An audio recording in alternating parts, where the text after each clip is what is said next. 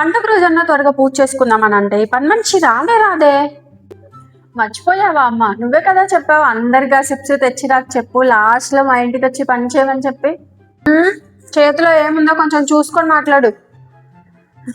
సరే అక్క, ఇప్పుడే నా ఊరు నుంచి రావడం? అయ్యో కొంచెం ఉంటే ఇప్పుడే కూరలు వేసిన అక్క.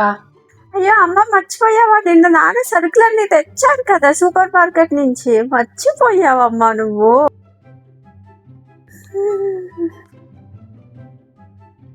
చూసుకోలేదు అక్క, నేను అన్న తెచ్చాడేమో మరి చూసి కొంచెం వేస్తాను ఆగండి. ఏమొక చేస్తానా? చచ్చే ఏం పెళ్ళో ఏమోలే వదినా, అసలు కనీసం భోజనాలన్నా సరిగా పెట్టారా వాళ్ళు? అదేంటమ్మా అలా చెప్తున్నావు? సాంబార్ బాగుందని అన్నిసార్లు వేయించుకుని తిన్నావుగా.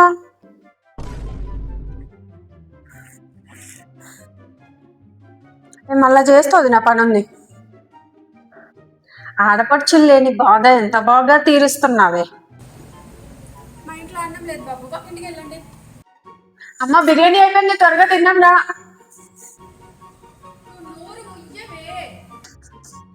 అన్ని మాత్రం ఒక్కటే సరిగా చెయ్యవు, జీతం మాత్రం టయానికి కావాలి నీకు అంటున్నావు. పని వాళ్ళ ముందు పని వాళ్ళు బాగా పనిచేశారు అని చెప్తే వాళ్ళు మళ్ళీ చెయ్యరని కదా నాతో చెప్పావు. ఏంటి అన్ని ఇలా చెప్తున్నావు? నీకు దండం రా నాయన. అంకుల్ కూడా లేడీ 50 రూపాయలు రాసుకోండి చెప్తాను. మళ్ళీ మర్చిపోయావా? నిన్నటి కదా నాన్న ఒక 10,000 ఇచ్చాడు అకౌంట్ లేమని. అదేదో చిన్నపిల్ల, దాని మాట నమ్ముతారు. ఎందుకు పెట్టుకుంటారు? రాసి వెయ్యి కూడా రాసిచ్చే వాళ్ళే. ఎప్పుడైనా నేను ఏడుస్తుంటే ఒక్కసారైనా నీ అక్క చెల్లెల్ని ఒక్క మాట అని ఉంటావా? డాడీ అమ్మ అబద్ధం చెప్తుంది, రోజు అమ్మే అత్త వాళ్ళని తిడుతూ ఉంటది. దీన్ని ఎప్పుడైనా అన్నావా?